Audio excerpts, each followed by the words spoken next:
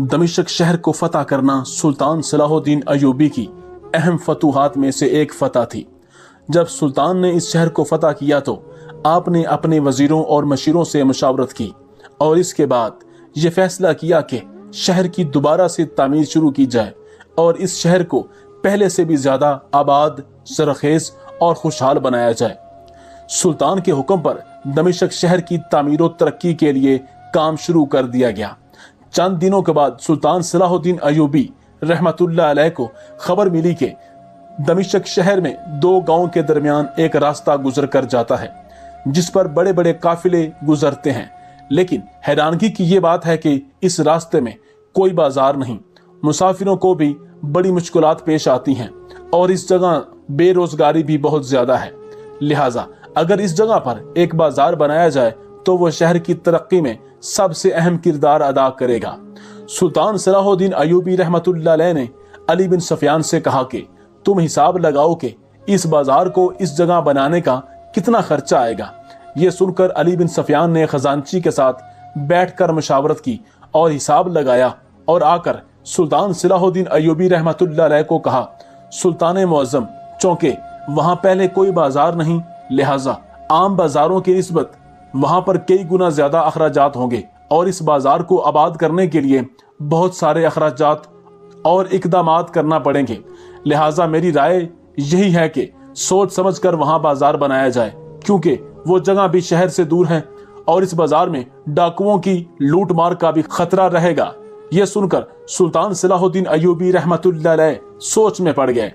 चंद लम्हे की खामोशी के बाद सुल्तान सलाहुद्दीन अय्यूबी रहमतुल्लाह अलैह ने अली बिन सफियान को हुक्म दिया कि मेरा घोड़ा तैयार करवाओ और तुम ही मेरे साथ चलो और चंद सिपाहियों को कहो कि अपने अपने घोड़े तैयार करें। सुफियान ने कहा, सुल्तान मुअज्जम, कहाँ जाने का इरादा है? तो सुल्तान ने कहा, अली बिन सफियान, मैं उस गांव में जाकर खुद जगह का मुआयना करना चाहता हूं ताकि देखकर पता चले कि उधर इस जगह पर इतने सारे दिनार खर्च करके बाजार तामीर किया जाए तो क्या आने वाले वक्त में वो दमिश्क शहर के लिए कितना फायदा मंद होगा। क्या इसमें मेरी गरीब रियाया को भी फायदा होगा या सिर्फ बड़े बड़े ताजर ही इससे फायदा उठाएंगे। आप जो भी काम करते थे इसमें सबसे पहले गरीबों को तरजीह देते थे। सुल्तान अपने सिपाहियों के साथ घोड़े पर सवार हुआ और उस जगह पर पहुंचा तो जगह देखकर सुल्तान खुश हो गया, क्योंकि वो जगह बहुत ज्यादा हसीनो जमील और वहां बाजार कायम करने के लिए बहुत फायदा मंद थी। दोनों गांव हरे भरे थे, खेत नजर आ रहे थे, हर जगह सब्जा ही सब्जा था। सुल्तान ने कहा कि अगर इस जगह पर आकर काफिले साथ में पड़ाव करेंगे तो इनके जानवरों के लिए भी यहाँ काफी फायदा रहेगा।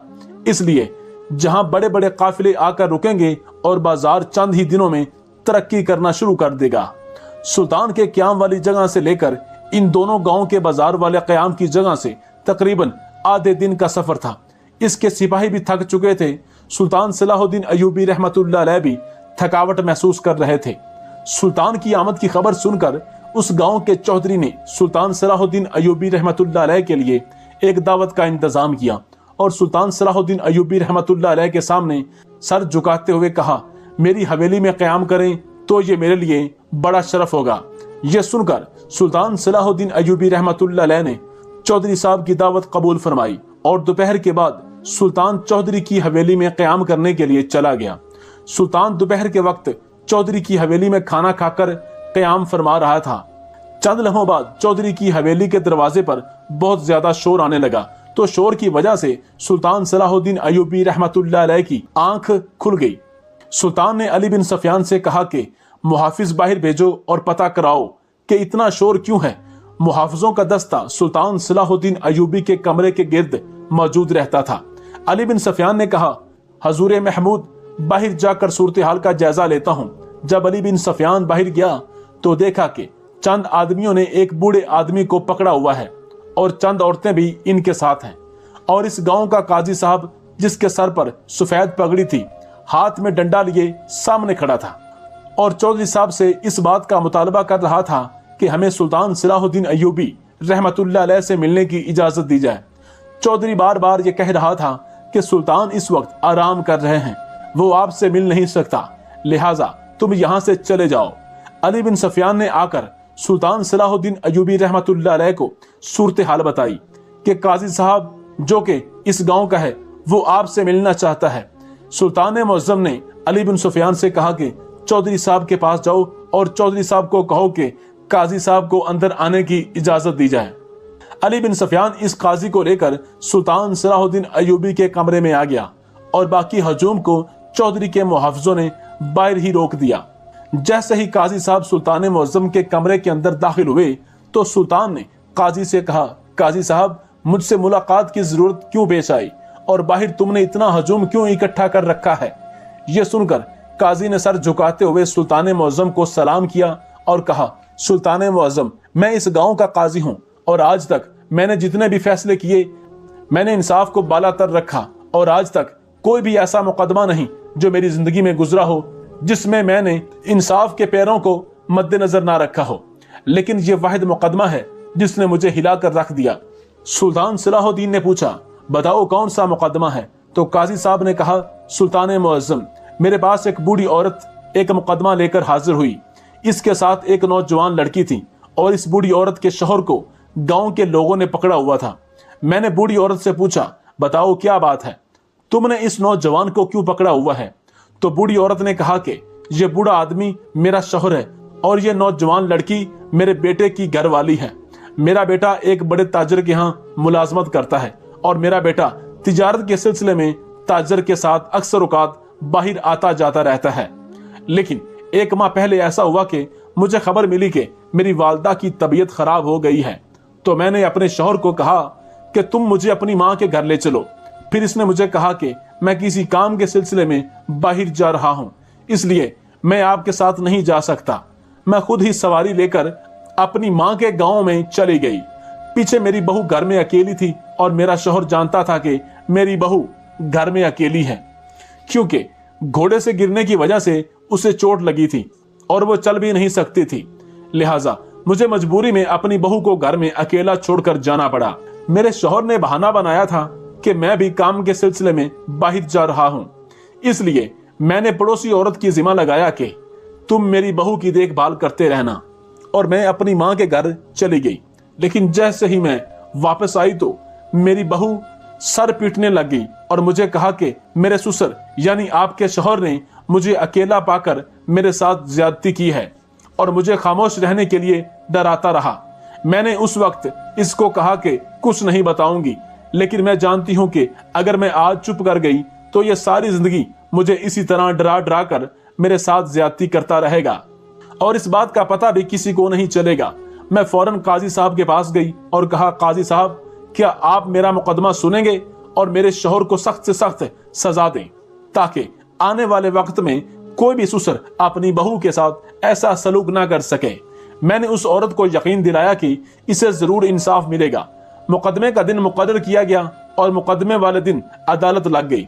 मैंने सबसे पहले इसकी बहू से पूछा, आप बताओ क्या माजरा हुआ। तो इसने वही अल्फाज दोहराए जिस तरह इसकी पहले सास कह चुकी थी, लेकिन इस बूढ़ी औरत के बुजुर्ग शौहर के अल्फाज में बिल्कुल तजाद था। मैंने जब उससे पूछा तो उसने कहा, काजी साहब मैं किसी काम के सिलसिले में अपने दोस्त के साथ शहर से बाहर चला गया। जिस दिन ही मेरी बीवी घर लौटी उसी दिन मैं घर लौटा, लेकिन जैसे ही मेरी बीवी ने घर में कदम रखा तो मेरी बहू ने सर पीटना शुरू कर दिया और वो इसी पर गंदे गंदे इल्जाम लगा दिए। ये सुनकर मुझे समझ में नहीं आया कि क्या करना चाहिए। लिहाजा ये बात पूरे वसूख से कह सकता हूं कि मेरा इसमें कोई गुनाह नहीं। यह सुनकर काजी साहब ने कहा कि मैं कैसे मालूम करूं कि तुम में से कौन सच्चा है और कौन झूठा। इस मुकदमे की कार्रवाई को शुरू हुए तकरीबन 15 दिन हो गए हैं, लेकिन अभी तक मैं इंसाफ तक नहीं पहुंच सका। चूंकि जब मैं लड़की की बातों की तरफ देखता हूं तो मुझे सारे सबूत इसके ससुर के खिलाफ जाते हुए दिखाई देते हैं, लेकिन जब मैं उसके ससुर के पहलू की तरफ देखता हूं तो सारे सबूत इसकी बहू के खिलाफ जाते हैं। मुझे समझ नहीं आ रही, लिहाजा आप इंसाफ करने में हमारी मदद करें और इस बूढ़ी औरत का मुकदमा आप सुने। सुल्तान सलाहुद्दीन अयूबी रहमतुल्लाह अलैह ने कहा कि कल तुम, बूढ़ी औरत, इसके शौहर और इसकी बीवी हाजिर हो जाना। मैं कल ही इस मुकदमे का फैसला करूंगा। सुबह का वक्त हुआ। सुल्तान सलाहुद्दीन अयूबी रहमतुल्लाह अलैह अदालत में तशरीफ लाए। قاضی صاحب ان تمام لوگوں کو لے کر عدالت میں پہلے سے پہنچ چکے تھے۔ جیسے ہی سلطان ایوبی رحمت اللہ علیہ اپنی نشست پر بیٹھا تو قاضی صاحب نے کہا، سلطان معظم، آپ کے حکم کے مطابق یہ سب آپ کے سامنے حاضر ہیں، اب آپ بھی ان کا مقدمہ سنیں اور ان کے درمیان فیصلہ کریں کہ ان میں سے کون مجرم ہے اور کون پاک دامن ہے۔ یہ سب سننے کے بعد سلطان صلاح الدین ایوبی رحمت اللہ علیہ نے دوبارہ ان کے دلائل سنے اور تھوڑی دیر سوچ میں پڑ گئے۔ اس کے بعد سلطان صلاح الدین ایوبی رحمت اللہ علیہ نے 2 سپاہیوں کو حکم دیا اور کہا کہ جاؤ اور 2 کدال لے کر آؤ، اور اسی جگہ 2 بڑے گڑھے کھدوائے۔ حکم کے مطابق 2 گڑھے کھودے گئے جو تقریباً 3 فٹ کی گہرائی کے تھے۔ اب سلطان نے حکم دیا، ان کھڈوں کو چشمے کے پانی سے بھر دو۔ حکم کی تعمیر ہوئی اور دونوں کھڈے پانی سے بھر دیے گئے۔ تمام درباری یہ سارا منظر دیکھ کر ہکا بکا تھے، کیسے سلطان صلاح الدین ایوبی رحمت اللہ علیہ کیا سر انجام دینے والے ہیں۔ کسی کے سمجھ میں کچھ نہیں آ رہا تھا، سلطان مجرم کو پکڑنے کا کون سا طریقہ اختیار کر رہا ہے۔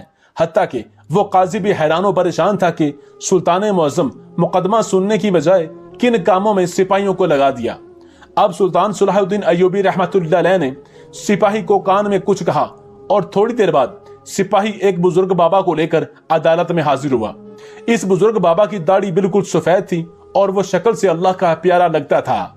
سلطان نے سپاہیوں کو حکم دیا کہ بزرگ کے سامنے 2 گلاس پانی کے رکھے جائیں۔ حکم کی تعمیر ہوئی اور 2 گلاس پانی کے رکھے گئے۔ بزرگ نے کچھ پڑھ کر دونوں گلاسوں پر پھونکا اور پھر سلطان نے حکم دیا، یہ پانی کوئی عام پانی نہیں بلکہ خاص پانی ہے۔ ان دونوں میں سے جو بھی مجرم ہوگا وہ پانی اپنے اپنے گڑھے میں ڈالے گا، تو جیسے ہی وہ تھوڑا سا پانی خشک ہوگا تو اس کا رنگ سرخ پڑنا شروع ہو جائے گا۔